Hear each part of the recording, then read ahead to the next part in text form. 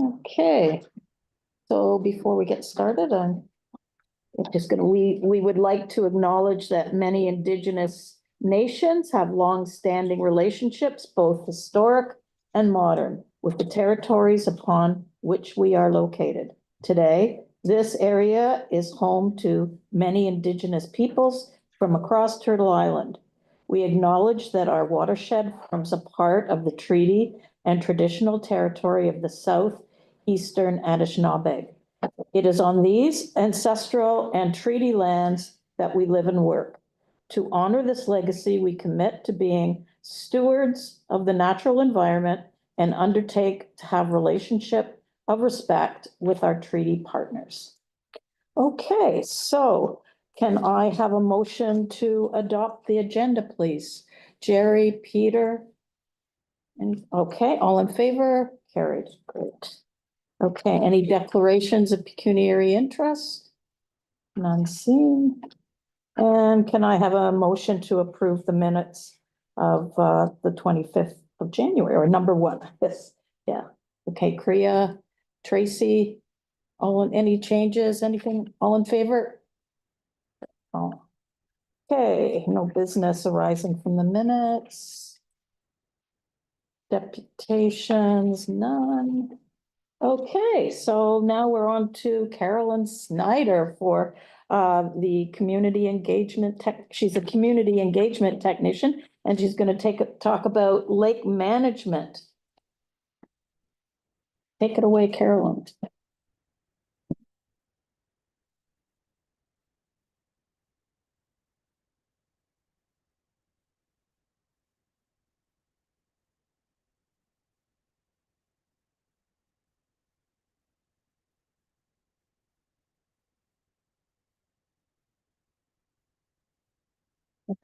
Good afternoon, everyone. So I'm going to discuss the Lake Management Implementation Action Plan for 2024, all the success that we saw as project leads. Maybe.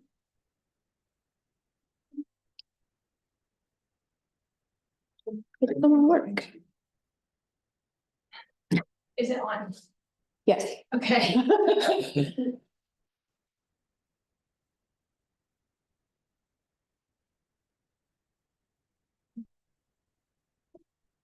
Oh, There we go. Okay. good, maybe. Okay.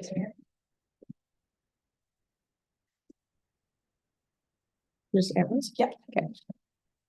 So just our discussion outline, what I'm going to go over, kind of our key highlights. And then I'm going to go over each of our program areas. So the incentive grant program, implementation outreach, the rural program, shoreline program, and our urban program. So here's kind of our key highlights for 2024. The team saw some really remarkable milestones, which includes 41,860 native trees and shrubs planted, 1,017.5 feet of shoreline restored, $262,951 in funds leveraged, and 4,645 native species planted. And this is just all across the city of Kawartha Lakes. So the Kawartha Water Fund program provides private landowners and community groups with financial support through micro grants to implement environmental projects that directly impact the health of our lakes. This past year marked significant achievements in our efforts to support environmental stewardship and community engagement. Through this program, we had 20 private landowner projects that were successfully completed, addressing a range of environmental needs. These included 6 agricultural projects supporting farm-based initiatives to enhance land management and sustainability, 9 rural projects focused on ecosystem health and conservation, and 5 urban projects aimed at promoting green infrastructure and environmental stewardship in urban settings. With the total funding allocation of $50,000, the program leveraged an impressive $203,664 in additional community contributions, amplifying its impact across this region. In addition to the private landowner fund, we also had 6 community group initiatives that were successfully completed as well. These projects focused on conservation efforts such as waterfront naturalization and erosion control to enhance shoreline resiliency, tree planting to expand urban green space, an education event to engage communities in conservation outreach, Other initiatives included the installation of educational signage to promote awareness, the development of a rain garden to demonstrate sustainable water management solutions, and distribution of educational materials to support environmental initiatives. This half of the program allocated $20,000 in funding and leveraged an additional $59,286 in project value. The Partner and Community Engagement Program continues to strengthen collaboration with key partners through presentations, participation in local events, and consistent communication via our online newsletter, website, and social media. In 2024, we worked with our communication team to launch a monthly digital newsletter that features articles on programs and projects that are aligned with the Lake Management Implementation Action Plan. We also highlight exciting initiatives and events that are led by Kawartha Conservation staff to keep our community informed. With just over 110 subscribers and growing, we continue to promote this newsletter as a valuable resource for sharing updates on our work. Last year, we also focused on strengthening partnerships with external agencies to enhance conservation efforts, collaborating with Trent University, the Ministry of Agriculture, Food and Agribusiness, Parks Canada, Forest Canada, Environment and Climate Change Canada, and many more. To further connect with our community, we participated in various events that included the East Central Farm Show, Kawartha Lakes Country Living Show, Kawartha Lake Stewards Association, their AGM, Balsam Lake Association AGM, Zero Net Farms, and many others. At each event, we were provided the opportunity to engage with stakeholders, promote our programs, and raise awareness. One of our biggest highlights last year for this program was our first-time participation in the International Plowing Match and Rural Expo. It was held here in Lindsay at the fairgrounds. This premier attraction brought in just over 51,000 attendees across 5 days. As the host conservation authority, we partnered with the City of Kawartha Lakes to welcome visitors to showcase Kawartha Lakes exhibit. We also partnered with Lake Simcoe Region Conservation Authority, Ganaraska Conservation Authority, and Ducks Unlimited to emphasize a collaborative approach to conservation. Mel, that's okay. This is just a quick video. So this was our standout feature at the exhibit, which was a stunning water feature that was built by our talented conservation area technicians, Kaylee Burke, Freddie Kaveen, and Jackson Boyce. This interactive display became the focal point of the exhibit, beautifully demonstrating the connection between natural elements and sustainable practices. Visitors have the opportunity to engage with hands-on features that showcased our Healthy Garden Guide series with a rain garden on site, agricultural best management practices that included livestock exclusion fencing and offline watering system, our 50 million tree program through a tiny forested section, and erosion and sediment control measures, which included a biowattle/filter sock installation. These elements help bring our conservation work to life in a way that resonated with our attendees. The sediment and erosion control program continues to develop partnerships with the City of Kawartha Lakes and industry professionals to pilot innovative monitoring technologies and ensure effective erosion and sediment control measures. Last year, the program partnered with Bromont Homes to test new sediment and erosion tracking technologies during the construction phase of the Gateway of Lindsay project. As part of the initiative, a drone program was piloted to assess construction sites, analyze elevations, and identify water movement patterns. This technology helps pinpoint catchment areas where sediment may enter watercourses, allowing developers to implement targeted protection measures. By utilizing the drones to collect the detailed topographic data and perform erosion risk assessments, the program has enhanced its ability to address potential environmental impacts. To support developers in navigating the approval process, a draft erosion and sediment control guide document was created. Alongside this effort, fact sheets were distributed with approximately 329 permits to developers. The program also expanded its online presence, with the erosion and sediment control webpage receiving just over 300 visits and information videos being viewed 3,605 times. Staff development remained a priority. The team members retained accreditation as certified inspectors of sediment and erosion control. Inspections were conducted across 10 different sites that included construction activities like lot grading, infrastructure projects, and agricultural drainage. The Agricultural Stewardship Program provides technical services and incentives to the farming community to increase the implementation of best management practices, so BMPs.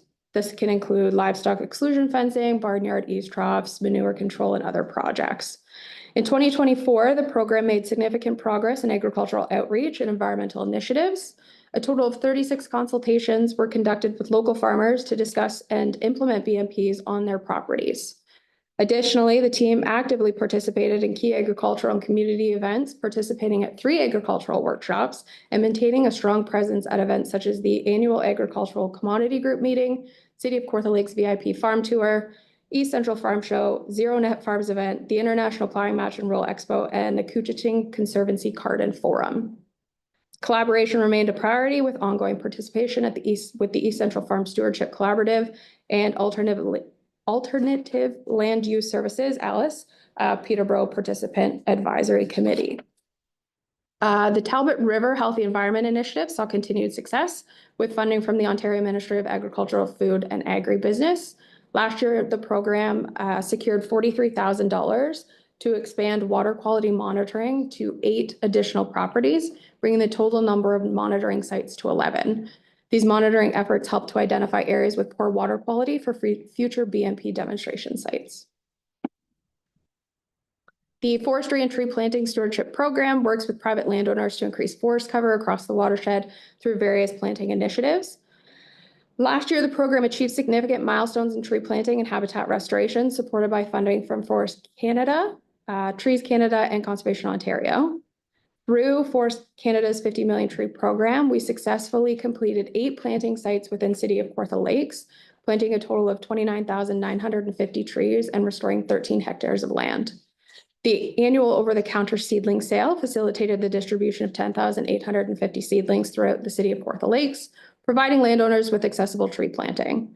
Additionally, in collaboration with TD Bank, the program hosted a TD Tree Day event at Riverview Park in Bobcaygeon.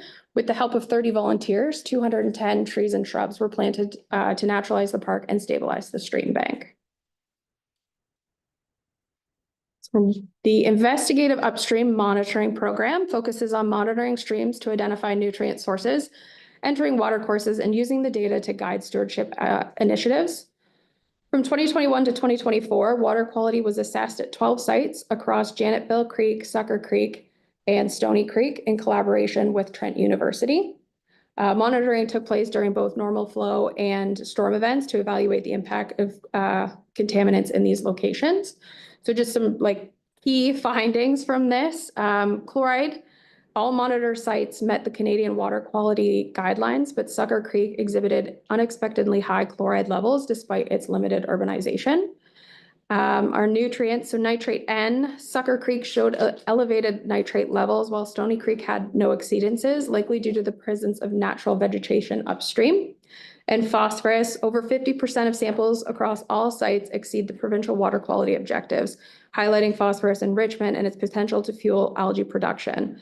Among the monitored streams, Sucker Creek had the most concerns due to high phosphorus inputs and overall poor water quality conditions. These findings underscore the influence of land use on water quality and reinforce the need for targeted stewardship strategies to address nutrient loading and chloride levels. As 2024 marked the final year for this program, full reports on the study are available on our website. Our waterfront stewardship program promotes naturalized and stabilized stream banks and shorelines through on-the-ground demonstration sites, technical services for landowners, and our semi-annual native plant sale. Last year, the program initiated preliminary work on the Watershed Welcome Outreach campaign. This new postcard campaign will reintroduce residents to Kawartha Conservation and the programs available to support responsible shoreline stewardship. Through a collaboration with a local realtor, 6,000 postcards were delivered with his annual greeting featuring an engaging hook. Do you really know your lake? The postcards connected landowners to a custom landing page on our website that's only visible to recipients of this campaign.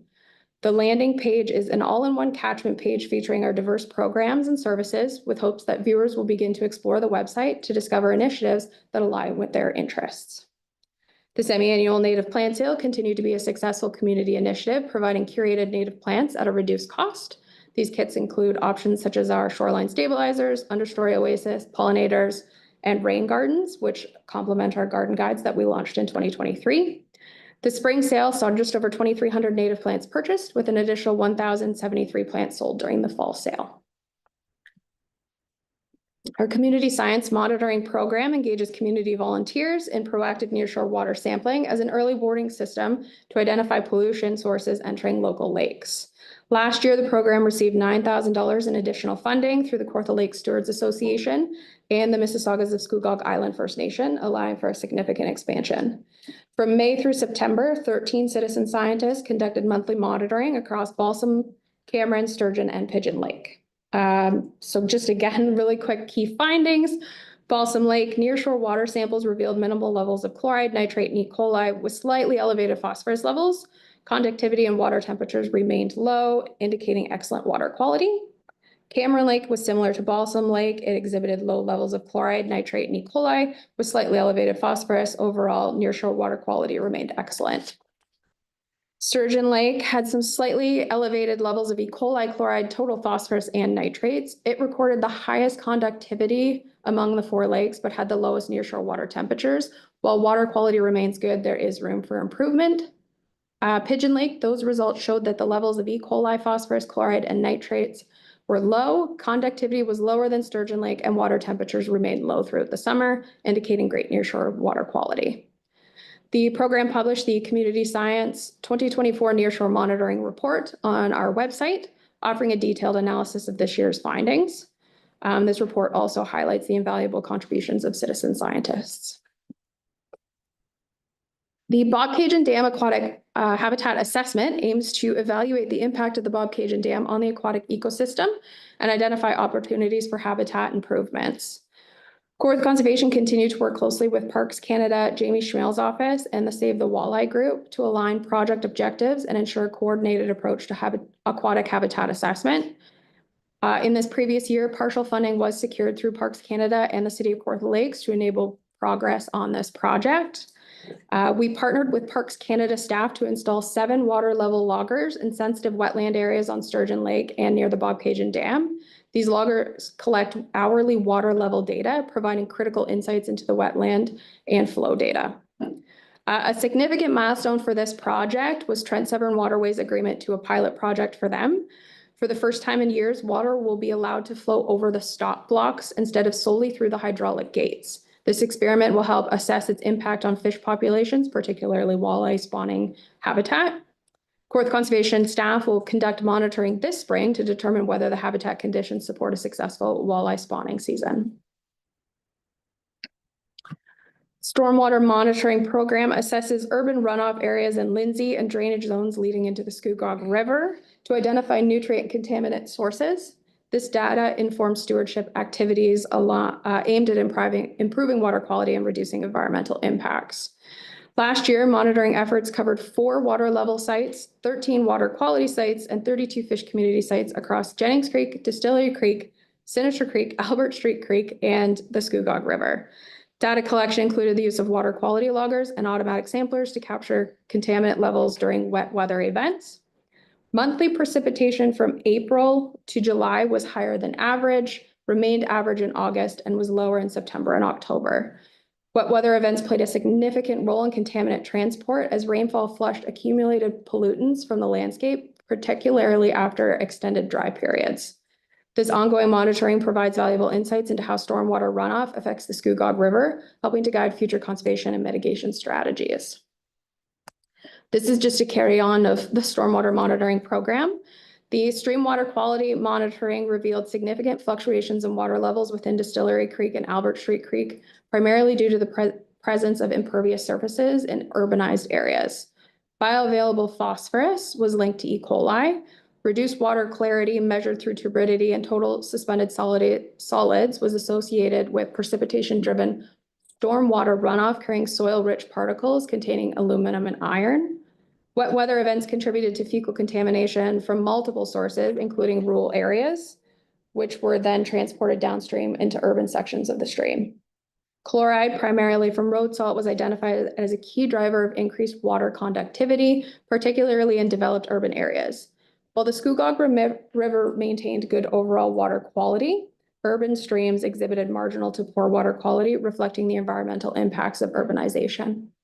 The nearshore fish communities within the Scugog River consisted of 18 species, primarily intermediately tolerant cool water and warm water fish, with only a few sensitive species present. The aquatic plant community was dominated by tolerant submerged species with limited representation of more sensitive varieties. These findings highlight the ongoing influence of urban development on aquatic ecosystems and the importance of targeted conservation efforts. And our final program is the Urban Restoration Program, which promotes urban naturalization techniques to improve infiltration and reduce urban runoff through low impact development, or LIDs, collaborations with our building industry, and private land consultations.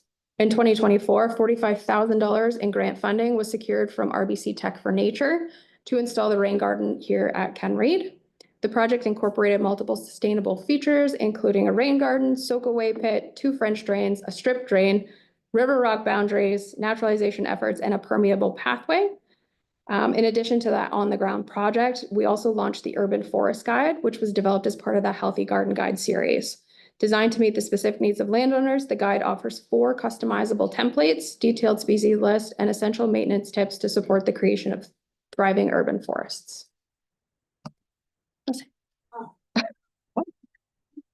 Thank you, Carolyn. That's great. Are there any questions? Lacey? Thank you through you. First of all, great report. Loved all of the visuals and the tables. It really explained everything that you've done in the last year. It's pretty impressive. Just one quick question. When you said you did the partnership with Bromont Homes and you did the topographic mapping, was that just like a pilot for this past year, or is it something that you're going to be, offering developers in the future more fulsomely? So yes, the plan was to pilot to see how the technology would work, and part of that implementation project over the next 5 years is to build upon that and hopefully offer a service to developers and municipalities on that to help, because you can assess the erosion hazards in advance of any development going on the ground. Yeah, that's kind of what I was hoping to hear. Yeah.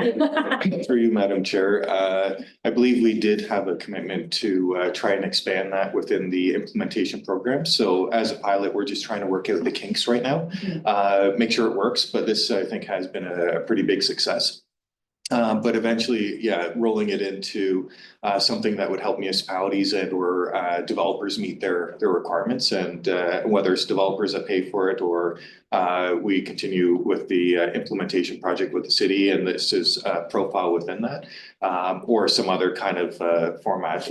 That's exactly what we're looking at doing. But really using drone services in our services overall across our different departments, and I think this is one of the big highlights that we have, and was able to demonstrate the effectiveness of identifying where that water travels to before a rain event occurs.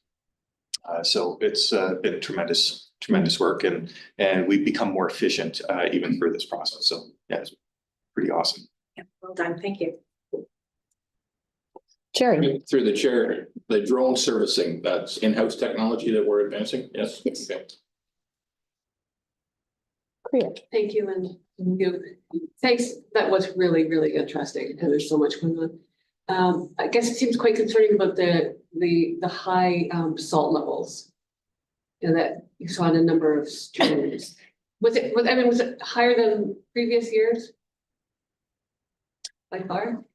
I don't know if I really looked at that. So the urban study, we did a pilot a year ago, not last year, but the year before, on salt and on urban streams in general. And now we've moved this year to really focus in, our last year to focus in on 2024 urban streams in Lindsay.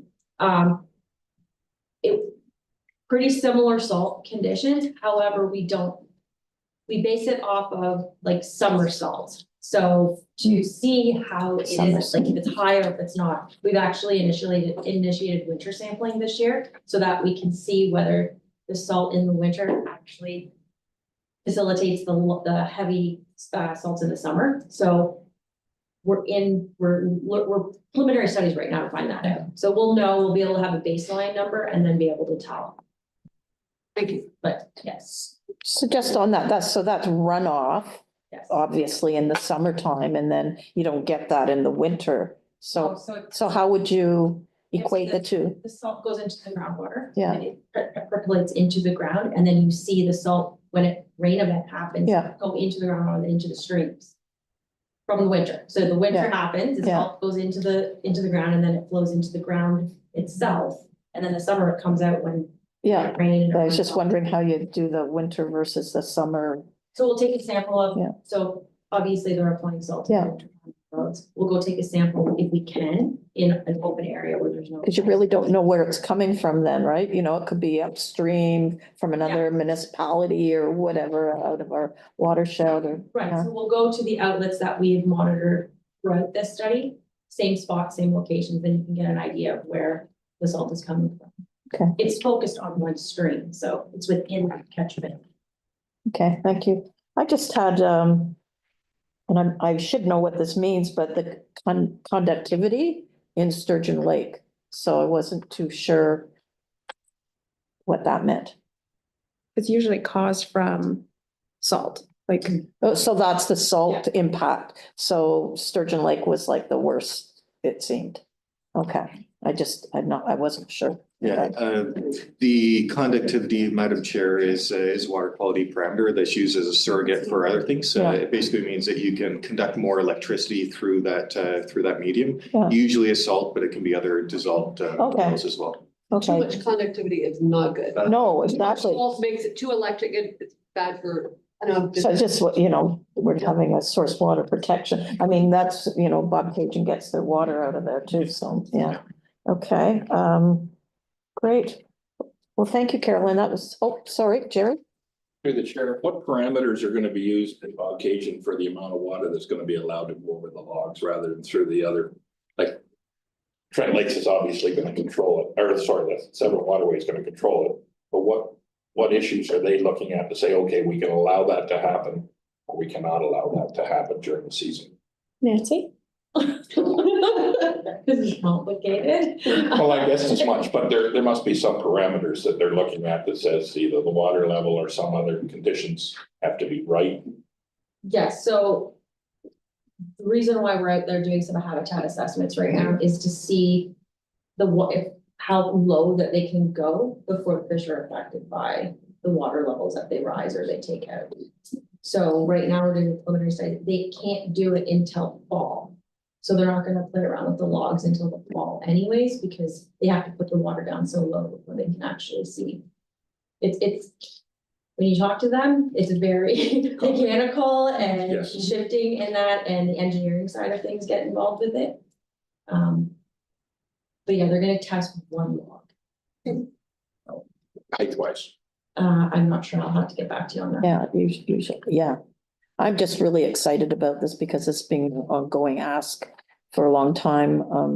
That the walleye spawning is affected by the flow of the water. The waters, I was just there yesterday. Boy, the water's really running hard right now.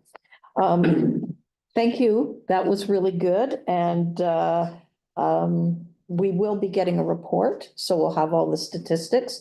And I look forward to this good news story going to council too, at some point. Yeah, great. Thanks, Carolyn. Thank you. Okay.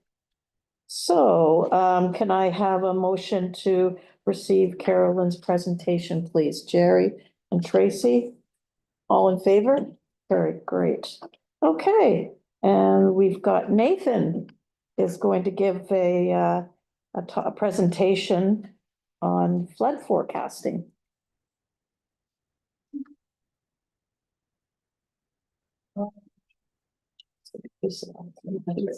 Yeah, there you go. Yeah, that's perfect. Hello, everyone. Hi. Nice to see you all again. Okay. Works here. Perfect. So today I'm just going to give you guys a update on our flood forecasting program. Kind of go into a couple things. I want to start with a recap from last year, specifically on sort of some of the damages that Canada saw in terms of weather-related events, because it's kind of interesting. And then I'll get into sort of our watershed and the precipitation we saw throughout the winter, as well as the current conditions we're at right now and sort of where we expect to be going into spring, if you will, so. So in terms of damages, so last year was Canada's most expensive year in terms of weather-related damages. I found this out doing some research for a flood forecasting training event here, and I thought I'd just let you guys know. You know, flooding and the damages that occur with flooding is a big part of why we do this work. So yeah, I just wanted to showcase it. Majority of the damages were found in Quebec and the hailstorm in Calgary, but there was also some damages seen in Toronto and southern parts of Ontario. So yeah, I just wanted to kind of show you guys that. But moving back closer to home, so we experienced, I guess, a number of precipitation events this winter. We issued a total of 7 watershed condition statements that were primarily focused on ice safety during winter time when there was some water management going on, as well as some weather events and rising water levels as we sort of enter into freshet, which is sort of where we are currently. As you can see in this graph, we are currently sitting at a much higher amount of precipitation. The blue is our year this year, and the green is last year. And that was predominantly in the form of snowfall. And it definitely resulted in a deep snowpack, as you guys have all probably seen and experienced the last little bit. So our current status for snowpack is based on our most recent snow survey, which was done on March 14th. So it's not perfectly up to date, but it's the most recent data we have. During these snow surveys, we record snow depth at each location, as well as snow water equivalent, which I'll talk about in the next slide. Yeah, to sort of help visualize that, I made this graph here, and again, in the green is where we currently are, and the blue is sort of a historical for this time frame. Yeah, you can tell it's quite higher compared to what the average for March would be, and yeah.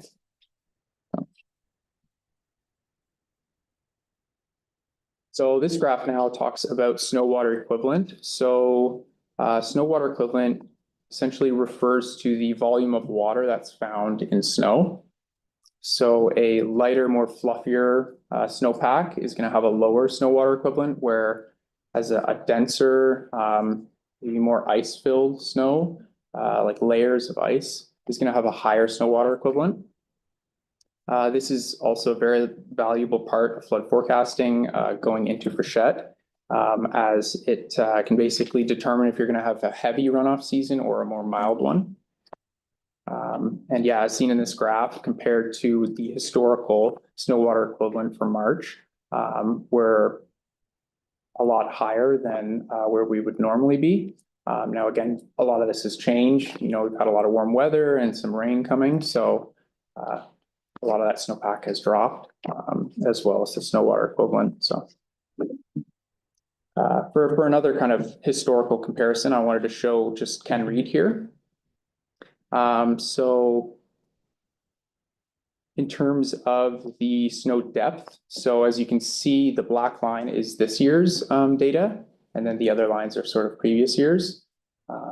And around mid-February, we sort of peaked at our snow depth, which was the second highest in our records that we have.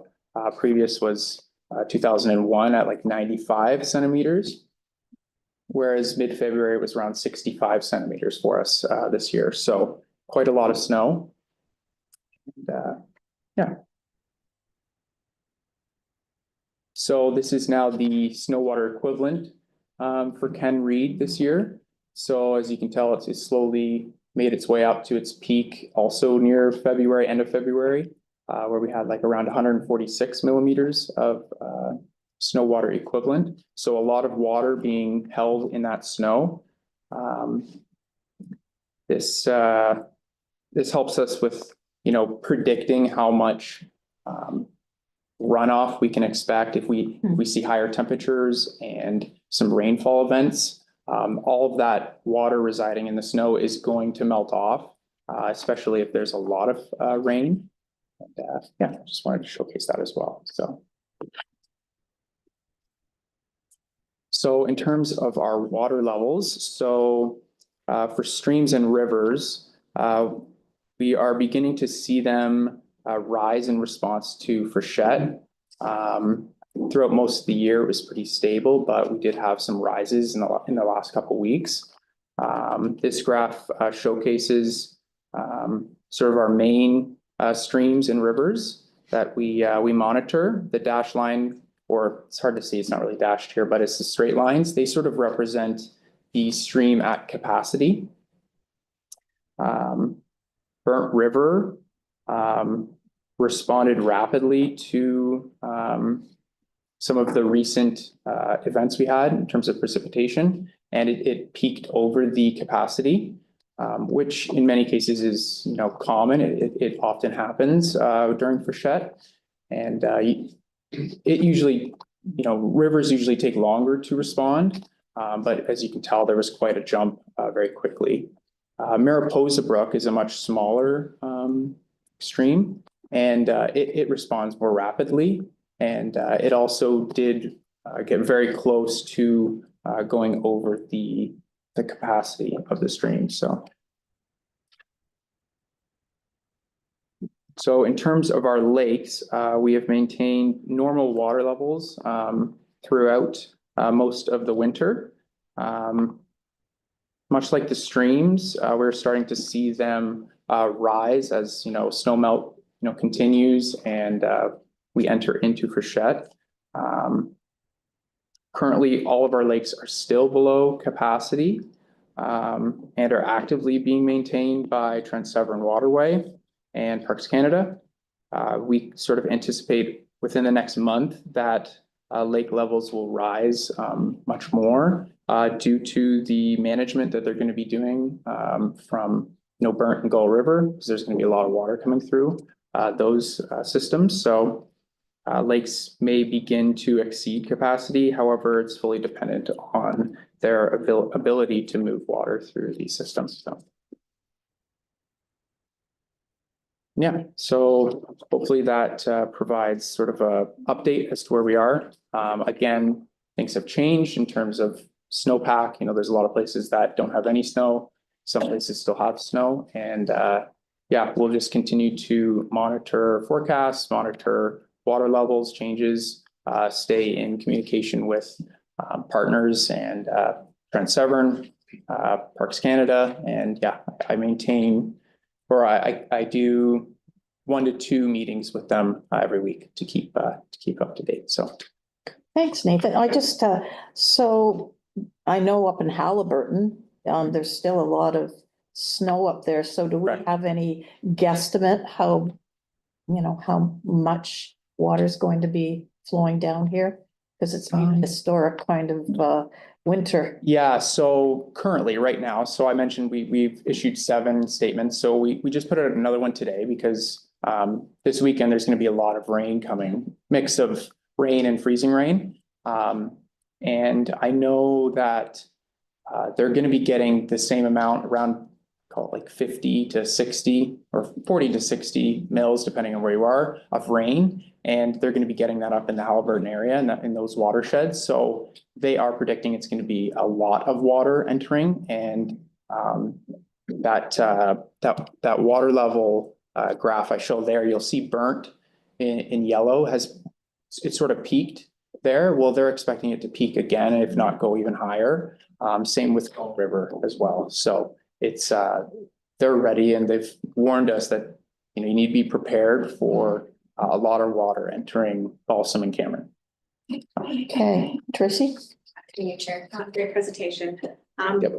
When you're looking at some of the flood forecasting too, do we take into consideration frost around frost levels? Like this year, did we know what the level of frost was? No, actually, I haven't.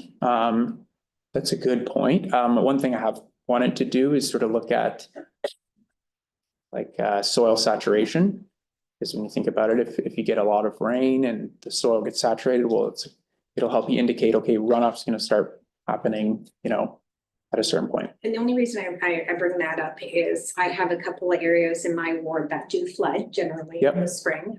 One is on a sandy loam and the other is on a more condensed clay. And the frost levels are different in each one of those regions, and it just, and it really impacts the flooding of certain roads at this time of year. So I'm just wondering if it was something that you did look at was frost levels. It was just a curious kind of question. Yeah, Madam Chair, for you, we follow the provincial guidelines for snow courses and how to conduct them. So we don't actually cut into the soil in order to figure out how deep they go, but we do record whether the ground is frozen at the bottom of the core or not. And then that gives us an indication of whether we would expect some infiltration from soils, or whether it'll just like go over the land and right into the stream. So we do that, but not to the level of how deep the frost is. I said curiosity cat. Another observation, Jim. I love when you posted the beaker with the snow melt Yeah. this year. Oh, yes. Yeah. Okay. Was it like the long time lapse? Time lapse. Oh, yeah, yeah. But I thought, what a great impact to show, Yeah. a very snowpacked snow. Yeah. As opposed to a very deep fluffy snow and how much it actually creates. So I thought, very, very good video. I just wanted. Yeah, it's quite different. You have a fluffy snow, you're not gonna have a lot. I think they say it's like 10-to-1 ratio, whereas a denser, you're gonna have a lot more water. And that's sort of where we're at in areas with snowpack remaining.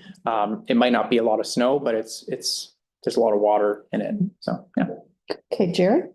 Yes, through the chair, this might be more Merck's alley or not, but I was also very interested, because this was a unique winter. We got a light layer of fluffy snow that came before the cold weather, so the frost did not penetrate, which is great, because there's been a lot of absorption into the ground. Somewhere in your expertise, we've discussed this with replenishing the deep water areas. So that, I'm just wondering how that factors into what you're thinking is gonna be runoff and what's actually gonna be deep absorption. And like I say, it was a nice winter. There hardly any erosion anywhere out in my area, because there was no frost, so everything gradually just soaked into the ground. It was great. Through Madam Chair. I'm not sure if Nate wants to take a stab at it, or I can just go and. Yeah, go for it. Nate wants to add anything to it. So it is, I find the spring very interesting. And in this case, with the ground not being frozen over pretty much most of our watershed, what you do get is infiltration, and that's always good for the groundwater. In terms of the shallow groundwater, you see the impact right away. And then there's usually a confining layer to get to deep aquifer, and sometimes that takes hundreds of years to get to that point. So the good news is that in the shallow groundwater, we'll see some immediate, like kind of long-term effects to streams. Might expect a higher base flow than in a year where you'd end up with lots of water running off. I can't recall the statistics for frozen versus not frozen ground and how much would run off. You'd still expect some water to make it into the streams from direct runoff, but you would end up with a lot more with unfrozen ground for sure. And I appreciate Director Richardson's comment as well. It reminded me of a very interesting kind of event that we had while we were filming that beaker. Someone saw the beaker and was like, oh, well, I'll just help out and empty the snow for whoever's, but didn't lose the camera. So I think we have to either redo it or. Yes. So, but I'm glad the video was made some impact. That's awesome. Yeah, and just another comment from, the runoff depends on the soil type too, because from the land between and it'll just run down here. So it won't be, it doesn't permeate into the soil. So that's the other thing. Yeah. Okay, can I have sorry, Peter? Just one comment through your chair. I'm wondering how the snowpack compares to what we've received, let's say in the last 30 or 40 years. Yeah. For that, I will turn it over to Nate to see. Tough question. There you go. You got the question of the questions. There you go. I probably have to get back. Get back to, yeah. True answer to that. That's, have to dig back and. Yeah, you know what? It's a good point though. It was you know, we always discuss downstairs about this sort of stuff when we're out, you know, collecting Yeah. doing the snow survey. Times where there's a lot of snow like this year, it might seem like it's, you know, we've never seen it before, but there are times where there's a lot of snow, just like what we saw this year. There's, you know, I could go back in the slides, but there's times where there's snow even later, there's times where there's snow even earlier, or there's times where there's even just more snow in general. So it's just dependent on Mother Nature, if you will. That would be my best guess. I can look into like all of our records and maybe get back to you on that. Interesting, just to get Yeah. that, yeah. Okay, great. Well, thank you. That was a good Yes, it's good presentation. to see you all again. Yeah, good to see you Okay, too. thanks, guys. Okay, can I have a motion to receive Nathan's presentation, please? Priya and Peter, all in favor? Carried, thank you. Well, I think we got 15 minutes, so Christie, let's see, we have, I guess we're 8.1 then. We're gonna take a, yeah, at 2, but Want me to go? please. Thank you. Through you, Madam Chair. I am very pleased to bring forward our permits issued by staff. Report number 8.1, and you will see that January was a pretty slow month. We were in a position of transition where we were bringing on a new staff person that was responsible for issuing permits, and so that always causes a bit of a delay in making sure that they're up and running. We also saw a transition in the leadership of the department towards the end of the month and the beginning of February, which also sort of affected and impacted our ability to get permits out the door. February was a much better month. We got 29 permits out in February. Of course, those numbers don't really truly reflect a lot of the revisions that we do, some of the compliance work that we do, but it was definitely a busy month for us. You will note from some of our statistics with regards to where we're sitting, how many times are we hitting our calc deadlines? You know, the provincial calc deadlines are a little more lenient than the ones that we try to follow from Conservation Ontario. And we are fairly low in February, and I wanted to sort of address that number with the board to help you to recognize that a lot of those permits that were being put out was as a result of the lack of staff that we had through the months, you know, through the last quarter of 2024 and into early 2025. So we're still playing catch up, and that's what's impacting some of those numbers, why they look so low. In discussions with my team, we've been talking about what's our forecast for getting caught up and when can the board start to expect to see those numbers rise. And we're hoping into April, you'll start to see those numbers significantly impact and go up. And so that we'll be hitting those numbers a little more consistently by that time. So the team's starting to pull together and you know, the training is done, and now we're starting to slog through some of those different permits. So I'm happy to answer any questions that you might have. Jerry. Whoever had their hand up, I think Jerry, I'm not sure, and then you're next. Well, taking a look at, Yeah. are you seeing a slowdown in permits coming forward from this point on? Because of things, a lot of stuff already happened in the Lindsay area. So it's gonna peak out at some point. Would you expect the permits that are being asked for to also drop in volume? Yeah, so through you, Madam Chair, when I look at, it's kind of hard for me to crystal ball it because I'm all of 2 months old in the position. But when I do take a look at previous years, when I look at the number of permits that we received through our department, I do see that we actually start to climb once the spring and summer hit. So I anticipate that we're probably going to see an increase in permits coming through the door, which is kind of nice because, as I say, by April, we should be caught up, and then we'll be able to manage the flow of permits coming in through the door. Casey? Through you, actually, that's the same line I was going through, thinking, you know, with the economic impact that we're experiencing right now, and even speaking to some of the developers saying that they're not having, you know, sales, they're not moving, they're not building. I was just wondering if you've already kind of heard that on the street, that you see a difference there. So through you, Madam Chair, I haven't heard those things yet, but like I said, it's kind of early in my tenure here, so I'm still making some of those contacts that might give me a little bit more confidence in making a statement like that. Well done in your 2 months. Yes. Thank you. Yeah, welcome to your new position. Harold, do you have any questions? I'm sorry. She, yes, for you, Madam Chair, there's a question asked by Director Pettingill, and Christy is absolutely enjoying her new position. She was looking for a challenge, and so. Thrown at a deep end. Went a whole different area for our business, and she, like I say, she's over the moon. Yeah, well, great.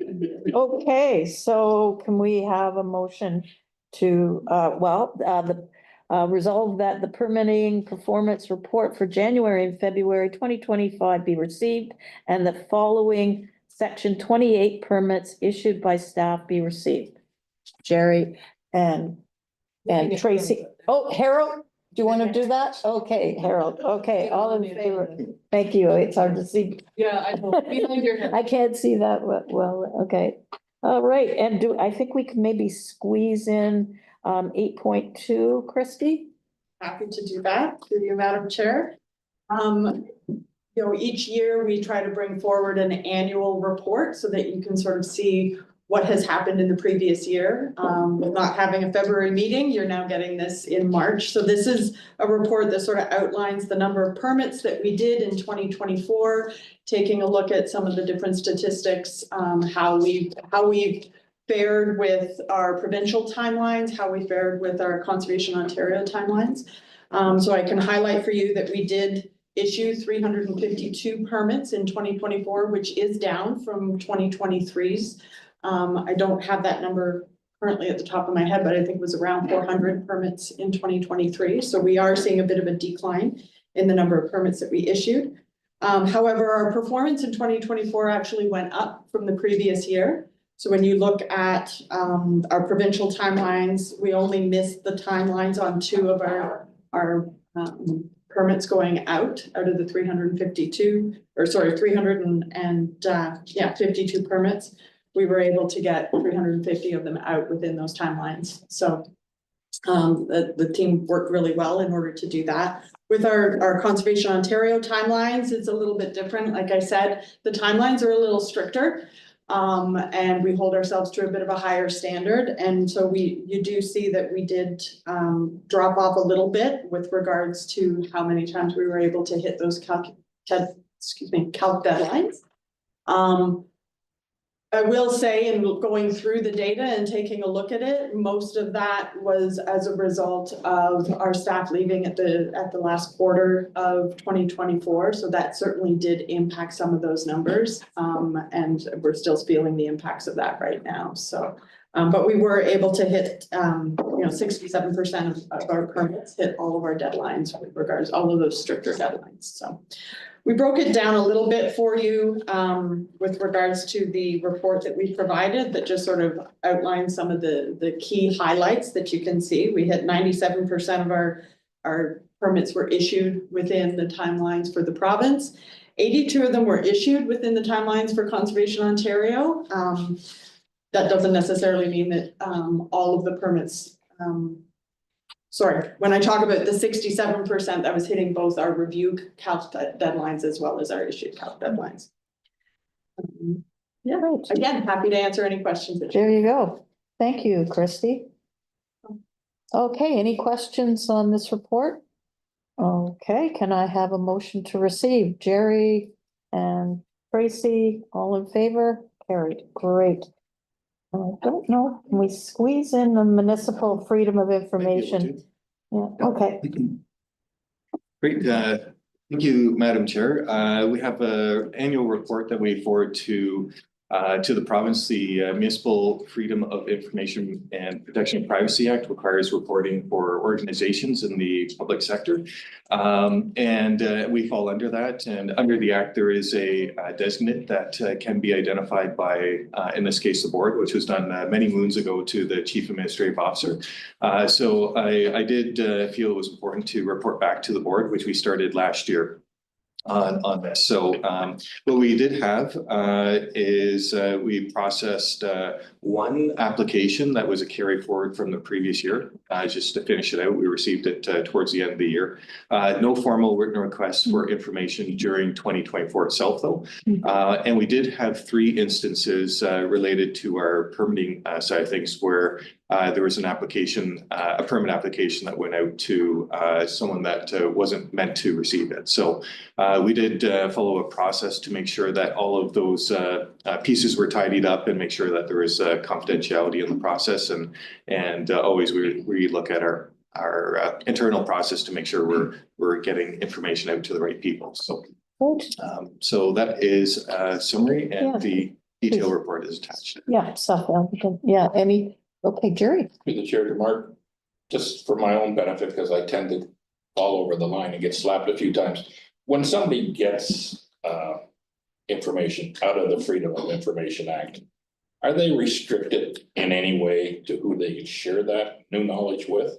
Does that become another level of stupidity? Like, To you, Madam Chair, you're absolutely right. Any information that is gained through the MFIPA can be shared with anyone else. So our role as a institution, a public body, is to make sure that the personal information contained within those records is protected. So that is what we do.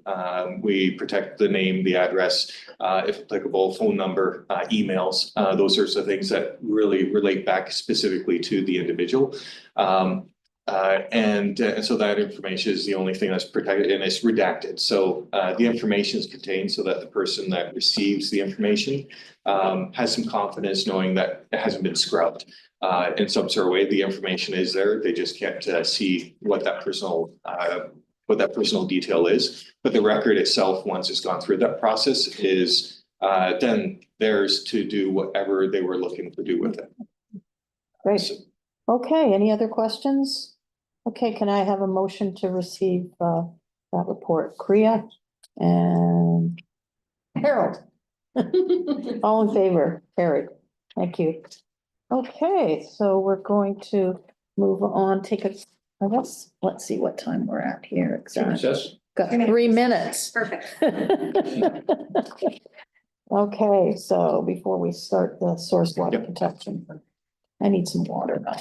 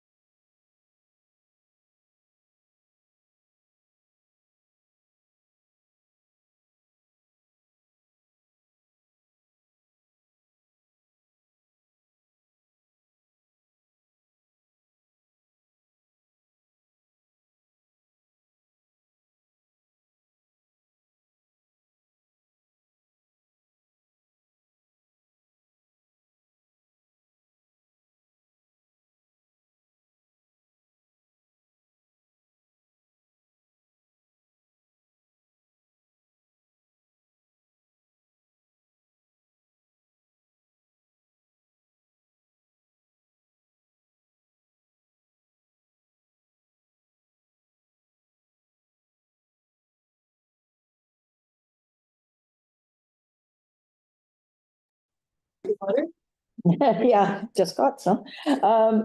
First of all, I would like to do a land acknowledgement. We would like to acknowledge that many Indigenous nations have longstanding relationships, both historic and modern, with the territories upon which we are located. Today, this area is home of many Indigenous peoples from across Turtle Island. We acknowledge that our watershed forms a part of the treaty and traditional territory of the southeastern Anishinaabe.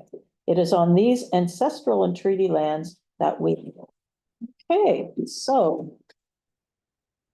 Can I have a motion to adopt the agenda? Pam, Jerry. All in favor? Very great. Okay, any declarations of pecuniary interest? None seen. Okay, can I have a motion to approve the minutes of the source water protection meeting of April 25th, 2024? Jerry and Kriya. All in favor? Carried. Any business arising from those minutes? None seen. Okay, so we're going to introduce Sarah Lavoie Bernstein, and I'll just give it to our CAO to. Great, awesome. So we have Sarah that's joined our team, and Sarah's just in the back corner there, and she's Welcome. right there. She'll be doing a couple of reports for us today. We're very happy to have her join our organization. She's a talented lady. She's got a lot of academia behind her, so she has starting from sort of the grassroots going up to her MSc. She has an advanced diploma in environmental technology from Georgian College. Followed that up with a BSc in environmental studies with a focus on conservation and biology. And then after all that university work, she decided to go back and do her master's in applied science with U of T. And that was through the Department of Earth Science. So she's got lots of education behind her, which she put to some good use as a research affiliate and a laboratory manager. With University of Toronto and ECCC, Environment Climate Change Canada.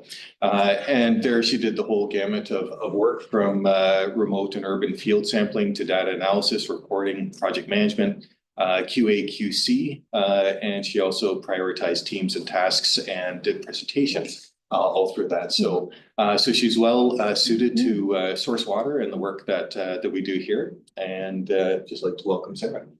Yeah. Well, Yay. yay, welcome. So, okay, we're gonna go into 5, update on Trent Conservation Coalition Source Protection Committee activities. Sarah. Oh.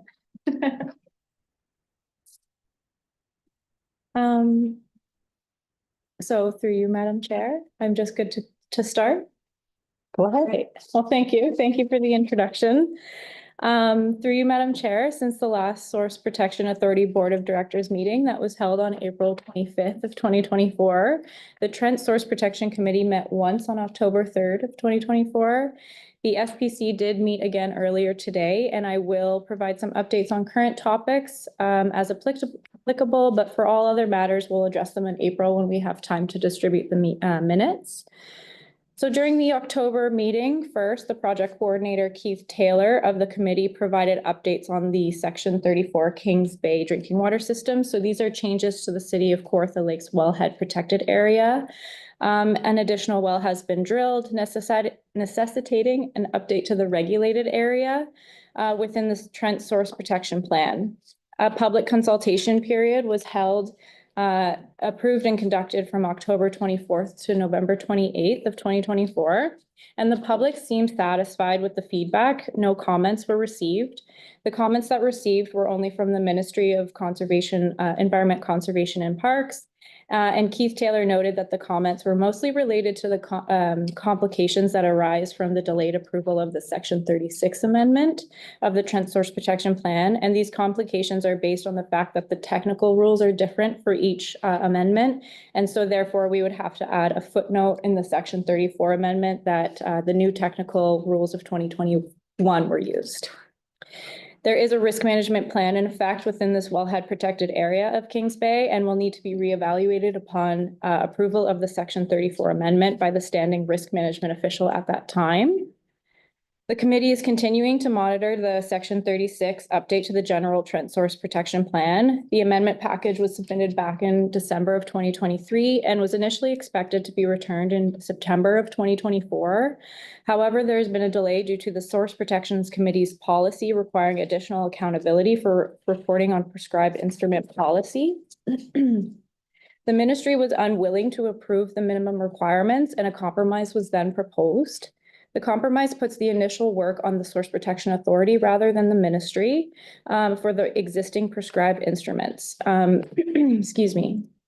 So new activities are requested to include reference to vulnerable zones, protocols for emergency response, and protecting drinking water source. So this compromise is being considered by the ministry, but was stalled due to the recent election.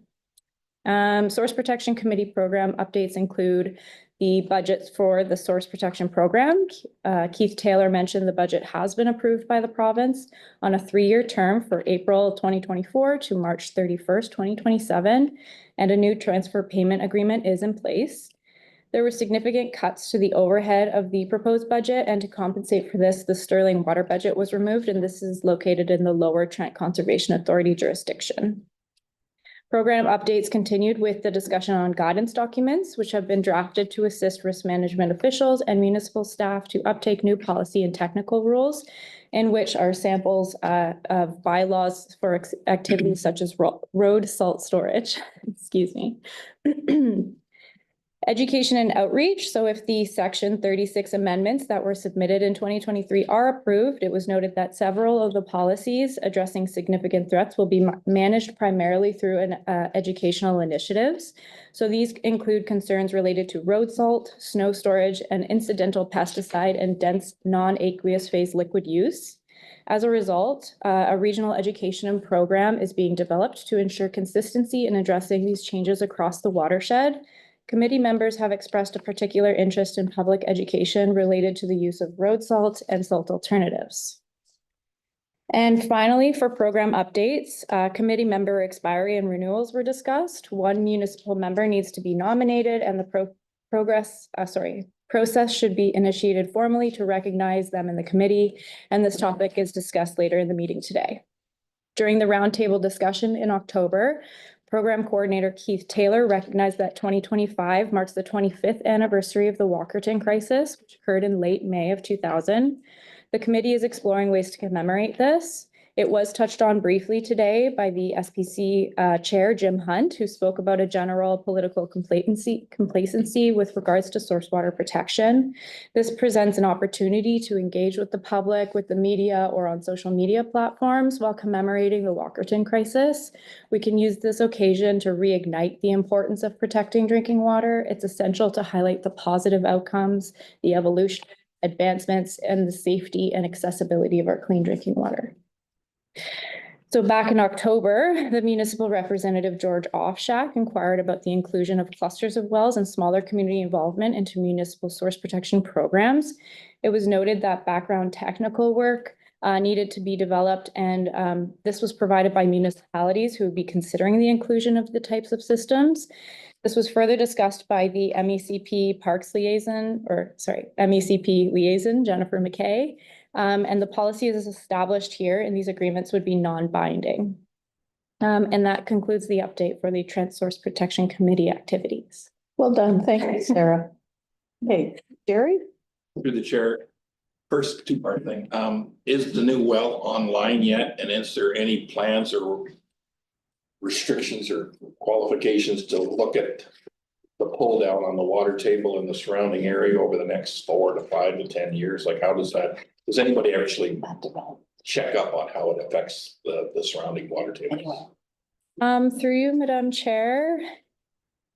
I'm actually unsure if the well is active. I can answer that for you. I have a little more background than Sarah at this point. I've been involved for a long time. But in relation to that, the well itself is not online at this point in time. Has been drilled just to be able to evaluate sort of the sediments and materials and the pumping capacity. All that information results in technical work that ties into the source protection plan. So each of the wellheads in the source protection plan have a detailed technical assessment attached to it, and that same assessment now is applied to that new well in order to figure out where those drawdowns will occur and whether or not there's like synchronicity between the different, there's 3 wells currently there. So all of that is actually done as part of the development coming online. Yeah, Jeff? Back you through the chair. These compromises that you had to come with the ministries, was that dollar value related? They didn't want to take the initiative, or they didn't want to take the responsibility, or how did you end up being pushed back? Through you, Madam Chair, I think I actually might have the answer for this, but Mark, you might want to correct me. It was based on the onus, the initial responsibility of the changes to the current prescribed instruments and the reference to vulnerable areas and the implementation of emergency plan. The ministry didn't want to take that on. They didn't feel like they had the resources to take that on and go back and do those references. And so that's why the compromise was moved to changing the responsibility, the initial responsibility on the Source Protection Authority. And I think that's correct. Yep. Yes, that's correct, Madam Chair. And I'll just add that there was a few instances that that in reviewing some of the prescribed instruments that we did have knowledge of, that it wasn't included. So that started to raise some questions, and those questions were not answered by the ministry. So that's where there is a growing concern about the reporting aspect and being able to tie things down to actions actually occurring. So. Okay. Follow through the chair. So those changes in the technical side of things, are they not driven by the ministry down, or who initiates the changes that they don't want to accept responsibility for? Yeah, through you, Madam Chair, this is source water is an interesting fabric, I'll call it. So the rules come down from the province, technical rules, and then the plan is developed by the committee itself. They identify components like must conform or strategic action, or a bunch of those elements. So there is a must comply component that the Source Protection Committee said you must report back on prescribed instruments.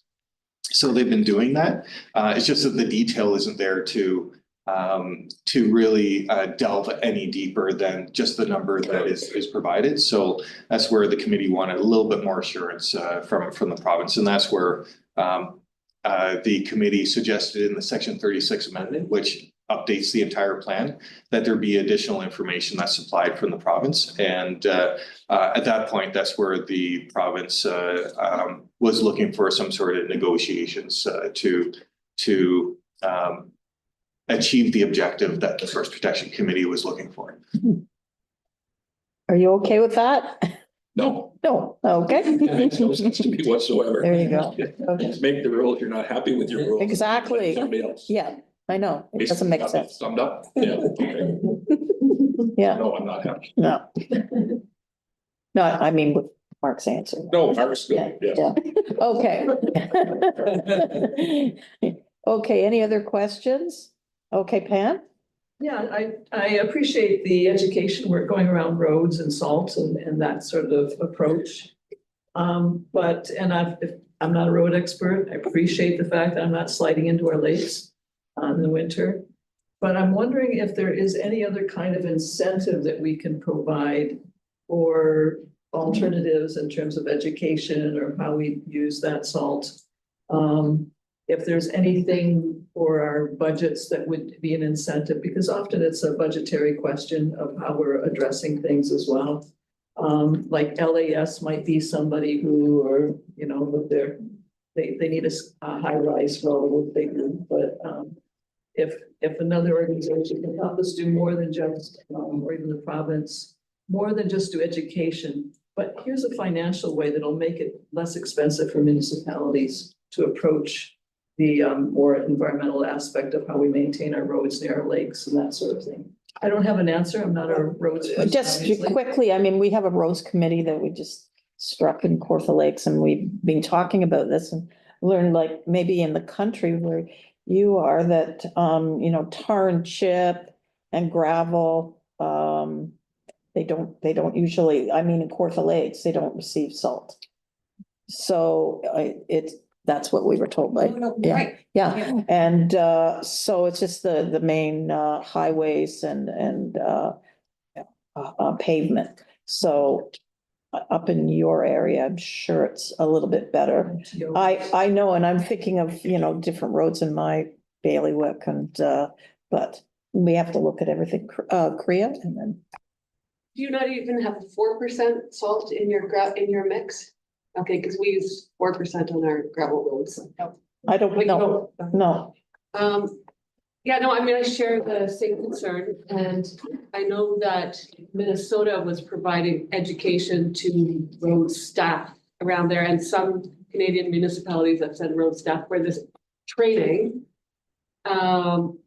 And then, of course, there's a whole concept of training for private contractors who are. That's the issue. Yeah, and you know, the whole issue of liability. And we just the other day, I was walking into the township office for a meeting, and it was maybe just slightly below zero that morning, but there were just big piles of salt right outside the door, all of big, messy, ugly piles of salt. And we just don't seem to be on top of it yet, but it's that distribution by the private contractor who's not, like, just the incentive to get the training and to have an official training program for distributors of salt, both private and municipal.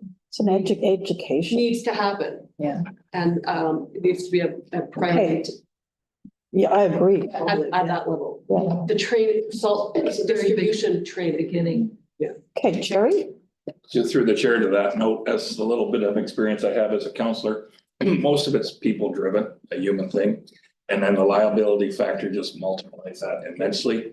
You get little buildups of salt, basically because we've been pushing snow for weeks into piles, and then it thaws, and then that's the residue that's left. Yes. And usually we mix some salt with the sand, because if you don't, it freezes in lumps, and then it doesn't work in the spreaders. So that's an issue that you have to. I'll have to ask that question. Well, Thank you. It's just water freezes. Exactly. Clumps Yeah, together. yeah. So, and then for the highways and that, they have different criteria, Yes. because sand will only work to a certain point. Yeah. The same way Yeah. salt has a temperature range that it works well in. Yeah. They're expecting freezing rain tomorrow. Salt's gonna be the answer. And if you don't do it, people whine and complain. Exactly. And then you got the liability issue. And then come spring, we're busy cleaning sand off the road, because the ones that whined, they have I know. ended all I winter, know. are now It- accepted it's- sand on the it's roads. what it- Yeah, I have one more point. yeah. Thank you. Sorry. I mean, sometimes it's where the snow has been, you know, pushed, and then you see the piles, but also the problem is hand distribution. So there needs to be some kind of mechanism, which is like walking over the territory and not throwing it by hand. That's where the huge excess is. And are there alternatives? Yeah. Okay, Madam Chair, I know salt has been an issue that has been the topic of a lot of Source Protection Committee activities and Lee's meetings. So we did, as part of the Source Water Program, do a Smart About Salt series. yeah, And I think that was pretty well received. We did look at salt as an option for managing as well in the plan. My mind's gonna stretch pretty hard to remember what those policies are at this point, but we did have elements in there that I think was reporting back on how salt management plans were going for municipalities in a general sense. But contractors was one of the items that's a huge thing. that was identified as a need to educate. And I know that Simcoe, Lake Simcoe Region Conservation Authority did some studies in order to take a look at salt application, especially in commercial settings. And they did find that the application of salt was excessive. To the point where it actually caused, they had a friction meter, it's called. So they actually measured the friction for salted versus unsalted at different elements, and they found that it was applied at a rate that increased the risk of slippage. So there's a lot of kind of factors around that, but education in the end being a key element. So I know in Kawartha Lakes, they're looking at doing a update to the salt management plan. So I'm just wondering if, you know, there can be an education component to that too for the industry. Okay, great. Jerry? Through the chair, just one little footnote. Salt's not all bad. That's why the deer and the elk and the moose come out on the road and lick the pavement. So it is a part of the process. Yeah. Nature needs as well. It just seems to get a bad rap all the time. It just. What did they do before, you know, what did Well, then they hit the moose or the something. deer and the, before we road salted? Okay, great. All righty. So can I have a motion to receive that presentation? Okay, Jerry and Harold, are you there? There we go. Okay, all in favor? Harry, so do we do that or not? Maybe what we'll do is we'll let, do you want to do the resolution first, or do you want the report to come first? I want the report, but I just wanted to know that was part of it. We got there. Yeah, but Sarah will update. Okay, She's. all right. We'll You could go just from there. stay there, Sarah, and so we're on to 6, annual progress report. Take it away. All right, through you, Madam Chair, to provide a brief background on the reporting requirements. This is an annual progress report required under the Clean Water Act and its associated General Regulation 28707, specifically for the Source Protection Authority. It is necessary to submit an annual report to the Minister of Environment, Conservation and Parks detailing the progress made in implementing the Source Protection Plan for each year, this year being 2024, and this report is set to be submitted by May 1st of 2025. Each source protection region is required to submit one report per source protection plan. The Trent Conservation Coalition encompasses 2 regions, Trent and Ganaraska. Excuse me. As a result, the Trent Source Protection Region will be submitting 2 separate reports. We have the Trent Annual Progress Report available for review in the package today, and this contains Kawartha Haliburton Source Protection Report, along with 3 other watersheds, Otonabee, Peterborough, Crow Valley, and Lower Trent. I'm going to provide the highlights today and a summary of the report specifically to the Haliburton watershed. Sorry, Kawartha Haliburton watershed. Within this document, there are 5 sections that are graded. These grades are P for progressing well, S for satisfactory, and L for limited progress made. And the 5 sections are municipal progress, septic inspections, risk management plans, provincial progress, and awareness to and change in behavior. First, municipal progress. All municipalities have established standard operating procedures for planning decisions that align with the Source Protection Plan. 5 of 6 municipalities have completed the amendments to their official plans. 3 of 4 municipalities have implemented zoning bylaws to conform to the Source Protection Plan. 1 municipality is currently seeking municipal council approval for its amendments and bylaws. Additionally, all municipalities have integrated source protection into their emergency management plan, and therefore it is suggested that a rating of P, progressing well on target, is granted. Moving to septic inspections for Kawartha Haliburton Source Protection Authority region, the Ontario Building Code requires septic system threats to be inspected within a drinking water protection zone. Within the Kawartha Haliburton Source Protection Authority, these inspections are completed by a municipal building inspector or a chief building inspector. All existing septic threats, for a total of 365, were inspected in the first 5-year inspection phase. 2024 marks the 4th year of the second inspection phase, and up to this point, 355 or 97% of these 365 have occurred. 52 were completed in the reporting period of 2024, resulting in 2 systems needing some level of maintenance on the septic system. It is suggested P, progressing well on target, is granted for septic systems in the Kawartha Haliburton watershed. Continuing to risk management plans within the Corton Halliburton Protection Authority. Risk management officials are the implementing body for 39 policies in the Trent Source region and use the following tools established in Part 4 of the Clean Water Act to manage the threats. That is Section 57 prohibition, Section 58 risk management plans, and Section 59 restricted land use. The total number of risk management plans within the Kawartha Halliburton Source Protection Authority composed in 2024 was 0, maintaining a total number of 46. 9 threats remain to be managed. I'm going to just jump forward a little bit to the total number of inspections carried out by a risk management official or inspector in 2024, and this was 1, a cumulative total of 67. Risk management officials issued 29 Section 59 notices for a total of 192 since the effective date of January 1st, 2015 of the Trent Source Protection Plan. Now I will return back to the 9 remaining threats, and this is in the township of Minden Hills, which is currently noted as out of compliance. They have actually undergone quite a bit of progress in the last quarter of 2024 and the beginning of 2025. Initial contact and site visits for 4 of the 6 properties have been directly communicated with an additional follow-up. Additional contact required 2 properties to reach the landowners. Initial site visit finding summaries have been drafted by the risk management official for 4 of these 6 properties, with an additional follow-up required for the last 2. Risk management plans are actively being drafted by the risk management official who is hired from Cambium.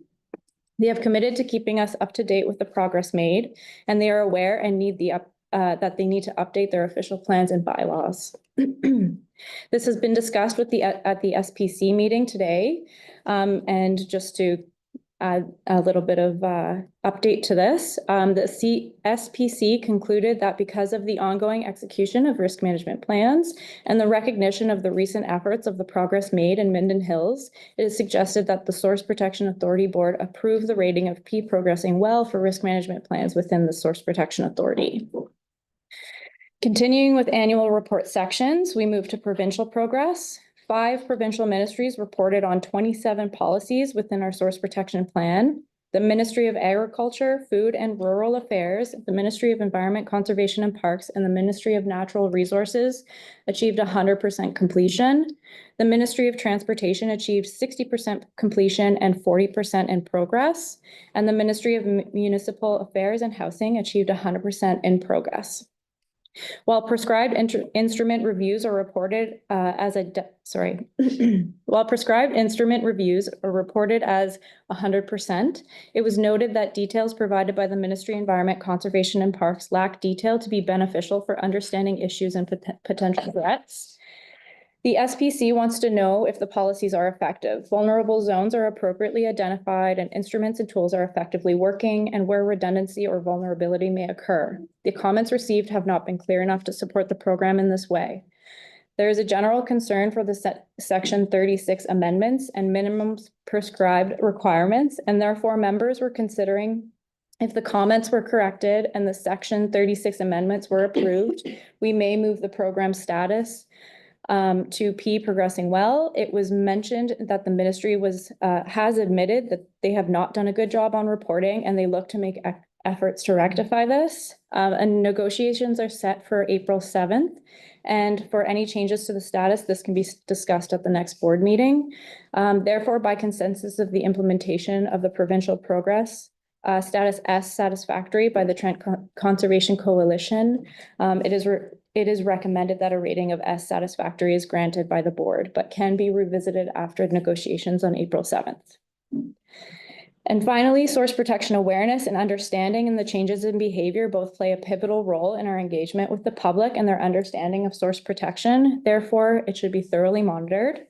Signage has continued to be used and implemented to identify source protection areas for a total of 60 drinking water protection zones in the Kawartha Halliburton Source Protection Authority region. In 2024, risk management officials participated in in-person events, including the East Central Farm Show and International Plowing Match. Drinking water protection signage was used to attract people to the table, and vulnerable area maps, source water protection pamphlets were distributed to raise awareness and understanding of source protection. The threat from road salt and fuel storage were a key focus on this reporting period. Social media campaigns, road signs, stickers on road salt boxes, Posters and marketing strategies are used to remind folks of best management practices and obligations. Efforts are used, including spreading details of the Section 36 amendments to the Trent Source Protection Plan, which included best management practices for non-municipal drinking water systems. And finally, best practices is an initiative that has been using science and knowledge learned from the Source Protection Plan and its implementation to provide owners of non-municipal drinking water systems with information on how to protect their sources of drinking water. In 2024, 6 free webinars were held by partnering groups to provide helpful information and increase awareness. And these are available for online continued viewing. It is suggested that a rating of P, progressing well on target, is granted for this section. Overall, staff are seeking board approval of the suggested overall status of P, progressing well on target for the implementation of categories within the Kawartha Haliburton Source Protection Area. And that concludes Agenda 7. Thank you. Thank you, Sarah. I just have a quick question under the best management plan. If there are oil, people have, in areas, wellheads, if people are using oil, is there a kind of movement to get people off of oil? So that, it isn't a risk at all? I can answer that. Yeah. If I may divert the answer, I'm not too sure. Okay, it was just something that I was of the understanding that people are moving towards not using oil. So it really is a problem. I think so. Well, we'll see what Jerry has to say. Through the chair, the insurance company's been doing that for the last 10 years. Okay, By penalizing anybody that's using oil because they're dwelling on the idea that there are a couple of instances. Yeah. One in my ward. It's kind of clouded with accuracy Yeah. because, but the insurance companies have been instrumental in driving people off of that into more expensive. And then it's come back onto the municipality, household. Oh, I mean, I had one in my ward years ago that it was the homeowner and then ran out of insurance. So then they went after whomever they could, right? So out of the municipality. Yeah. And through you, Madam Chair, further to Director Burns' comments, whenever we see an alternative, so part of our responsibility with the City of Kawartha Lakes on the risk management official front is we have to address those significant threats. And we see that there is a lot of natural gas moving through the communities, and whenever there's a pipeline that runs past a property, we see a lot of uptake for moving on to natural gas, and then that removes the fuel oil threat that we have in source water. So we see that goes on all the time. Heat pumps. Yes, Pam. Yes, through the chair. And yes, the energy programs as well at the federal and provincial level have been really instrumental because there's a lot of people who can't convert off of oil unless they get that kind of incentive. So sometimes there needs to be ways for people to jump from one to the other. Yeah. But that's been another program you're probably aware of too, that is helping to take people out of the oil situation. Yes. The oil technology has improved a lot, which then was kind of backlash just in terms of people changing over. But it's the pipelines coming through with the Jake asset and the grants out there. And there's a lot of low income who just rely on oil. And if there was an incentive to try to, there are some incentives. If you know of people who just can't convert, there are some other additional help. Well, they kind of lowered that. There's a little incentive now. There was bigger incentive before, but. But for very low income, there's. Yeah, is there? Oh, okay. Good. Incentive. Okay. Peter. Through the chair, I'd like to say that also that the cost of replacing the tank is very expensive and they expire after 10 years. Yeah.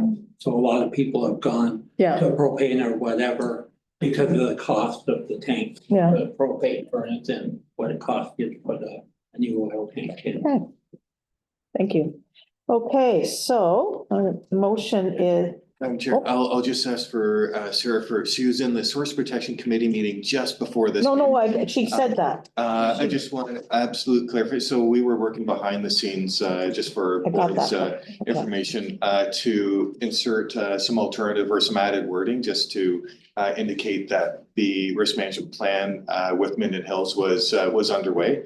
And there was a suggestion that was put forward based on our correspondence from with the project manager to bring that forward to the Source Protection Committee. Did they agree to the wording on that? Do you know, Sarah? It kind of sounded in your report that, Highlights will come later. yeah, that they're working towards it. Pam, do you want to speak to it? Sure, I just spoke to our planner this morning. And they're expecting to bring the zoning amendments and just by the end of the summer, like the Yeah. next couple of months. And Cambian is working with our staff to finalize that with the property owners as well. So we expect in the next few months to have that completed, so. You're on the road. I don't want to hear Minden here anymore, no offense to anybody. And, but I've been watching that, and thanks to Mark and talking with our CAO to help move this forward, changing in our planning department, provincial, I mean, there's lots of reasons, not excuses, but I expect by the end of summer, usually. Thanks, Mark, for. We're fine taking that middle piece. That's what I got from the. Through you, Madam Chair, the wording that I have is suggesting progressing well on target by the consensus of the implementation of RMP status, progressing well on target or in progress with the exception of Minden Hills. However, they have worked hard to ensure to rectify the situation. Yeah, that's what I got from her originally.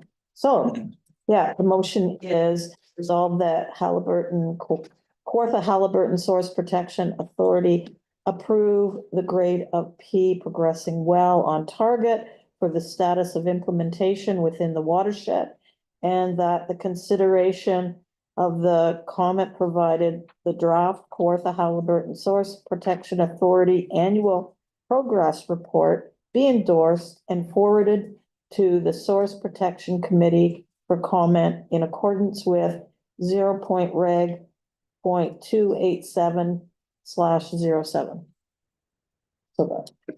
So that's the motion. You want to move that, Jerry? Okay, can I have a seconder, Kriya? All in favor? Very great, okay. So we're on to Source Protection Committee, Kawartha Halliburton Source Protection Area Municipal Representative Mark Mikowski. Great.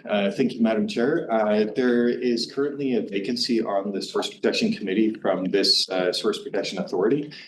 We have the benefit of having two members be able to sit on the Source Protection Committee. So we have one member from the Halliburton area that currently sits. We did have a member from City of Kawartha Lakes also on the committee. That person has since moved on, and there's been a vacancy on the committee since that point in time. It has been a spell, I would say, a little while since that Source Protection Committee has been filled from this area. There has been a general agreement amongst the municipalities that the member be one from Halliburton, because that's how we get the extra member, and one from City of Kawartha Lakes, given the number of systems that the city is responsible for. So therefore, being able to have an impact on the plan development and the policy development is pretty important.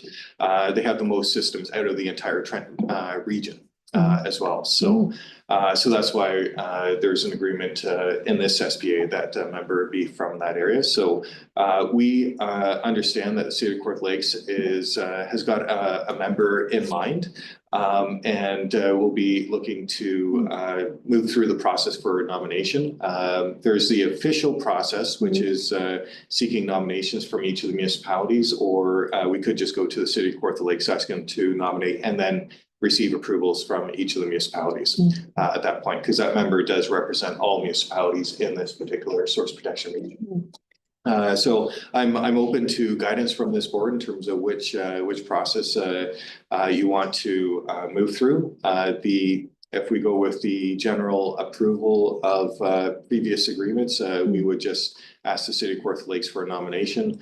Otherwise, we would have to follow the very formal process of asking for nominations from each individual municipality in the SBA, and then move through the process once nominations are received, and then go forward. So we're looking at ideally moving halfway through the process and saying we have a member from City of Kawartha Lakes that's nominated, and then seek council resolutions at that point. Sounds like A is the way to go. So you want a motion with that? I can Or receive you a could just- motion very specifically, or an update to Yeah, as just- received with the direction. Yeah. Can I ask a question first? Sure, Yep. for you. Through the chair to Mark. So there's a by-election coming up in Kawartha Lakes. Yes. Do these positions have to be elected personnel or can it be staff from this Kawartha Lakes? How does that fit in? Like, and was it prudent to wait till after the by-election to see? It was a staff member. Yes, It's always staff. through you, Madam Chair, the only stipulation is that it's a municipal member. Some municipalities have gone from a member of council and others have gone with staff. And the city of Kawartha Lakes has gone both ways. They've identified a member of council at one point in time, and they've identified a staff person in the last appointment that was made. So really up to the municipality at that point. Any other questions? Okay, can I have a motion to receive Mark's how would I say that? With direction? Yep. Yeah. Okay. All right, so the update on the Kawartha Halliburton Source Protection Area Municipal Member for the Source Protection Committee be received with direction. Mover, Priya? Oh, Tracy? And a seconder? Pam? All in favor? Carried. Great. So we have no correspondence? Any new business? Anybody? I just wanted to say that 25 years ago, that's a long time for Walkerton. I with some other board members from 40 years ago, we went to a conference and we went to Walkerton, and it was just so, just seeing it, you could see how it could happen. The farm's up here and the well is down here, and you just could see how that would just run right into the well. So it was quite interesting to see that. So, yeah. Okay, so next meeting is April 24th, 2025. Can I have a motion to adjourn, please? Okay, Jerry and Pam, all in favor? Carried. Thanks a lot, and thanks for coming down, Pam. Yeah. So hopefully next year, there won't be any mention of Minden Hills. Members as well, we're able to join. Oh, hello there. Hi. Hey, Pam and, Walt. sorry? And Walt. And Walt. Oh, Walt from Halliburton. Into your restaurant. There you go. Okay. Thank you. And thank you. Yeah, thank you. I'm sorry I was a little late, but that's just the way it is. Apologize. Oh, well, we're all adjourned, so we'll maybe see you next year. Yeah, no problem. Thank you. Thanks.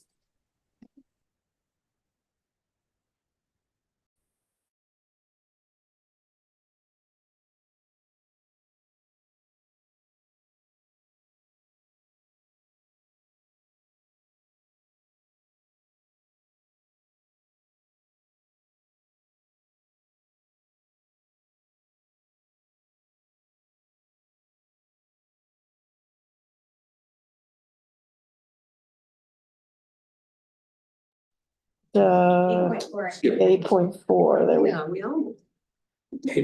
Yes, 8.4, here we go. Mark Mikowski, CAO report, please. Great, thank you, Madam Chair. Further to my report to the board on the monthly activities for the organization. We have been very busy over this last little stretch, lots of things going on, which are detailed in the report. A lot of activities, just finalizing end of year projects and preparing for the new year. We have done a bit of an analysis on our business hours and the number of people that have been attending, coming in and sort of the walk-ins side of things that come into our business.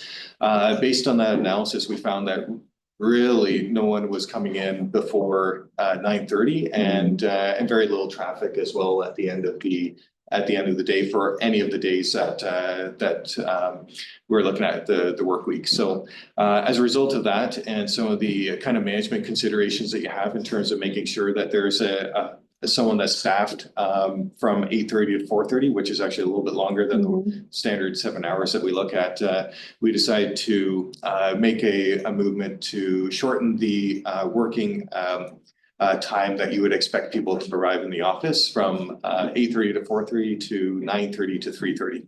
So that's the time that our office is open to the public, and that seems to be working well.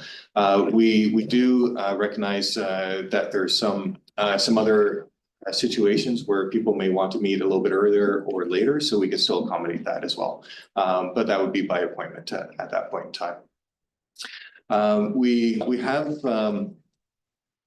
been busy on the audit as well for 2024 and year-end activities. So you can expect to have the audit ready for April, which is the timing on that. And on the communication side, it's been a very busy month as well. So a lot of interest in the tree seedling sale, the tree planting, and the forest therapy sessions. Interestingly, sunrises were also a big highlight for people where there was some comments. So those were some of the highlights which you saw in the update as well. On the HR side, which we touched on a little bit, Christy is given the updates for planning and development, a couple of items. So she is now the interim director of planning and development. So congratulations to Christy on that front. You just met Sarah as well. So she is our source protection technician and soon to be RMO as well. She'll be going through the training in April. So that will give us an RMO that within in-house, which is great. And we did have Stephanie Vygotsky, our regulations compliance officer, move on from the organization as well. She was also our backup RMO. So at this time, we're without an RMO for about a week now. Information technology, if you remember from last report, we were having some attempts on gaining access to our server. So we had to be nimble and make some improvements to our information technology through a couple of services. So we now have managed detection and response in play, which allows for everyone not to be locked out when they arrive in the morning. And so what that does is enables any intrusions that are attempted to be blocked automatically and automatically shuts down those addresses. So that's a big improvement for the organization. And I know that staff, including myself, are really appreciative of that. On planning and development, through a lot of January, we had a director absent.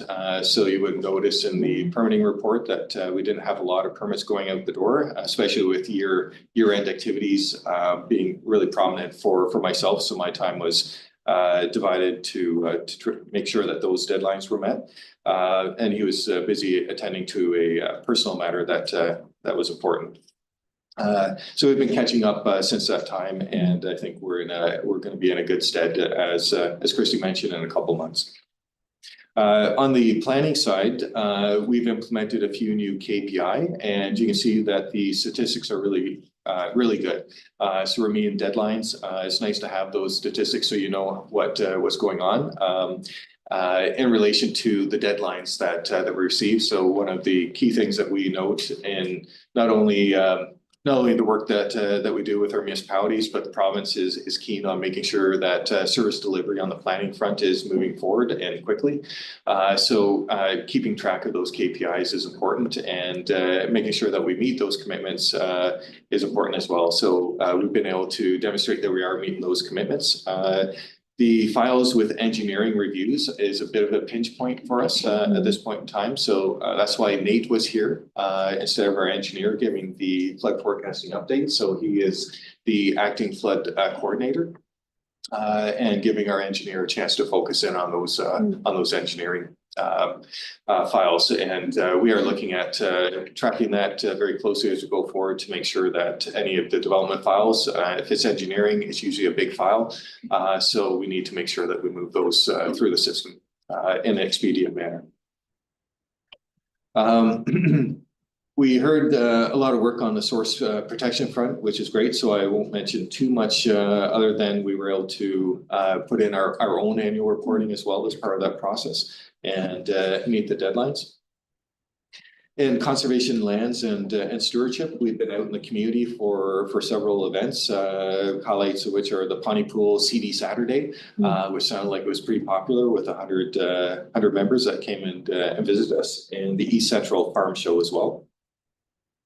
Our tree seedling sale is underway, just under 10,000 seedlings sold, which will end very soon at the end of March, so a couple of days. And the water fund is also out and open right now for about another month. So at the end of April, we'll have the water fund closing and all of the applications being evaluated at that time. We have a number of funding proposals that are out and about in the community as well, some of them in collaboration with other CAs or the East Central Farm Stewardship Collaborative. It's a mouthful, but we've been working with them to develop a funding proposal to develop some stewardship services in the region, and that's due to some new funding that came forward in addition to about 3 or 4 other sources of funding out there. There is some completion of the Talbot River watershed as well, and that was funding with OMAFRA that was looking at farm stewardship projects and doing some reporting on the impact of those improvements. So we've been able to do that and distribute brochures to those farmers that participate in that. On the lake implementation front as well, we had an implementation advisory group meeting. There's lots of great dialogue at that meeting, and we're progressing with our 2025 plan for doing a lot of the work, and that involves the several streams from rural stewardship to urban stewardship to rural communities. So lots of work going on there, and I know some work's also going on actively on the Bobcaygeon Dam while we can see the rocks in the river at this point in time. So lots of great work that's going on. Great. Thank you for that. Just the hour change. Are we going to put something out to the public? Yes, it's already out to the public. Okay. And it's on our emails, it's on the website as well. It's the first thing that you see. So there's been a lot of communication to notify everyone on that. Okay. Well, that's good. I was just wondering if we could answer the phone maybe a bit more in the early morning or later. Yes, To be more. yes. Yeah, Madam Chair, it is the hours that someone walks into the building. Yeah, no, I know, I realize that. So yeah, in terms of answering the phones and any of that, any of those sorts of things, that is still active for the time that someone's comes in and is at their desk. So so that is something that is active regardless of the 9:30. If someone's in at 8:30 or 8 o'clock, it's still picking up the phone at that point in time to make sure that we have a good customer service. Okay, good. Great. And Jerry? To the chair to Mark, so that software update for intrusion protection to reduce the frequency or the worry about ransom stuff, that's gonna be an ongoing thing forever and ever. Where's that fall into game plan of how you try to cope with the immensity of that problem? Through you, Madam Chair, there are a number of options and solutions that can work to improve things. I know that our IT specialist has like a $60,000 wish list for the next item, if he was so lucky to receive that. So each of those kind of layer on top of each other and give you better protection. We don't have a strategy at this point per se, but I think that's something that we probably need to move towards and understand the cost implications of those. But information is our business. If we don't have information, people can't access their computers, then we can't do stuff. So it is a pretty big threat, I would say, in terms of cybersecurity. I know there's lots of talk out in the news as well, either from a local context or international, as the case may be, on cybersecurity. Cybersecurity is ever evolving, both on the defense and attack fronts. So it'll be prominent, I think, in our business as we go forward. I know that our acting interim director of corporate services has probably had some more detailed discussions with RIT on that, and maybe she wants to add a few more points. Through you, Madam Chair. Not that I know much more than Mark, other than it like Mark explained, it's layer on layer. So right now, our previous firewall is failing. So we had to do something immediately on that. And this is the top of the line firewall, and it should last us a little bit longer, say, than some products. And then there's another layer on top of that to be able to gain access into our servers and our products, like our emails and stuff. So that definitely, we've increased it exponentially from where we were. And that was an original firewall from when we first put in our system. So if that's an indicator of how long firewalls, the upgrades and that, the licensing and et cetera, brings us up to speed, up to date all the time. So that's great. That's all encompassing. Good. Okay. Can I have any other questions? No. Can I have a motion to receive Mark's, the CAO's report? Peter and Tracy, all in favor? Carried. Great. Okay, so we are on to, let's see.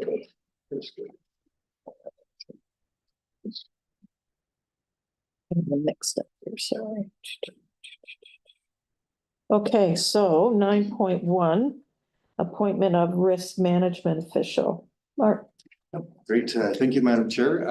As I mentioned in my update just a few moments ago, we are currently without a risk management official.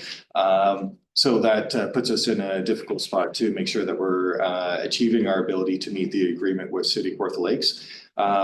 And to that end, we have sourced out an individual that has some time that could help us out from the Lower Trent Region Conservation Authority. He's a current risk management official with that organization, and we're looking for basically an interim appointment, but appointing him as a risk management official so that we can move forward primarily with Section 59 notices.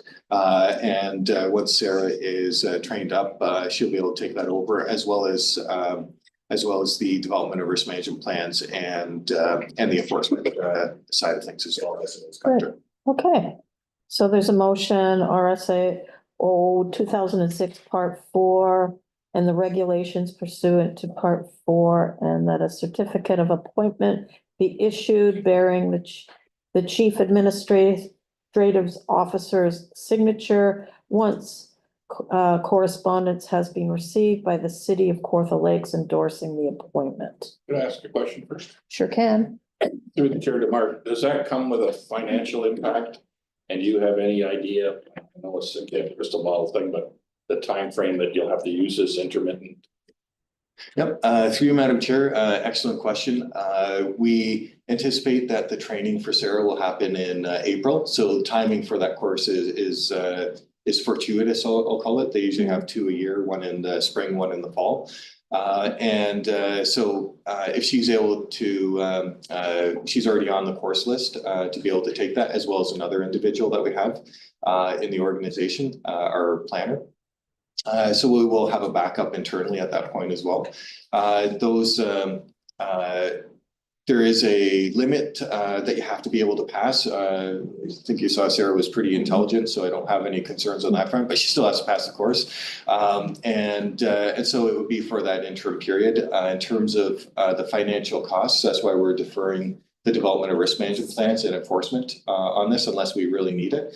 But we haven't had that to date in the course of the program. We're still in the development of risk management side of things, and any compliance items related to the review of the plans can be deferred until she's taken that course and passed and has the resolution from this board achieving that. So it would be just the section 59 notices that we're looking at. It would be minimal in the end for a financial cost. Okay, any other questions? Okay, for the motion, can I have a mover? Jerry, seconder, Carol? All in favor? Carried. Great. Okay, so any new business? No. Okay, reports and updates from board members. Does anybody have anything? No. Okay, so we're gonna have a motion to move into closed session. Jerry and Kriya, all in favor? Carried. Great. And then be looking at keeping Nancy Aston in for the Yes. first item and Yeah. Christy for the second. There you go. We'll holler at you, Chris.